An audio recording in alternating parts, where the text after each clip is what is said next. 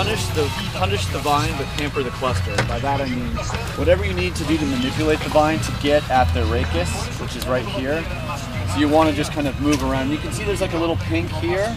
So if you see this cluster here, there's a couple options. You can just kind of knock out the few pink berries. When it gets like this and there's, you know, that's probably a cluster that doesn't need to go in.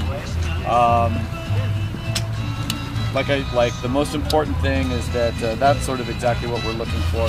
There may be a little bit of Botrytis bunch rot out here developing. If you see sort of a kind of a weird sort of blue funky fungus growing on the grapes, you can either cut out the affected part of the cluster or just drop the cluster on the ground. But the most important thing is as you carefully feel the cluster, you can feel where it's attached. And it'll sort of become natural for you to touch the cluster, feel where it's attached, and then kind of cut back of it as much as you can.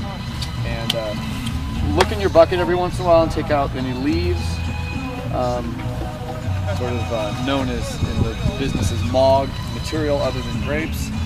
If it's not a beautiful cluster, it doesn't belong in there. No snails.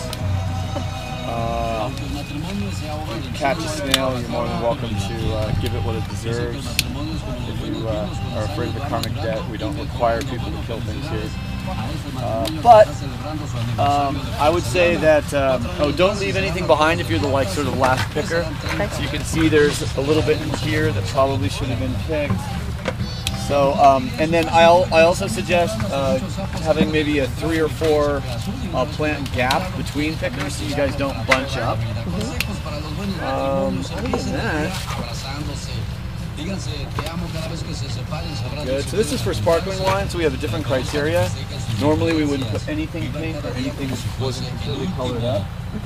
This fruit is about 20% sugar by volume, which will produce about 11%, 10 or 11% alcohol sparkling wine. For Norm Yost and Flying Goat Cellars. Other than that, go find some vines, cut some clusters, and try to keep your buckets as clean as possible. The guys will probably find your buckets before they're full, and they'll transfer them and they'll take them away from you. So, sort of like proper Michelin star service. You don't see the waiter, but suddenly you've got a different plate in front of you. So that's the key. It should be sort of flawless. All we're doing, these are 403 vine rows. We're going up the hill on 2 rows, back on the row on one row. So we're doing 2 rows up, 1 row back, and we're done.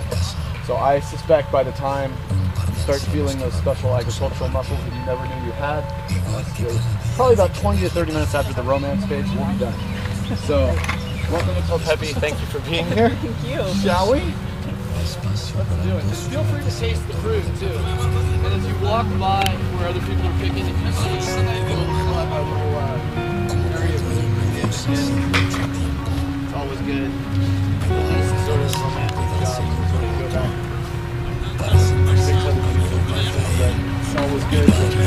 Every grape wants to make one.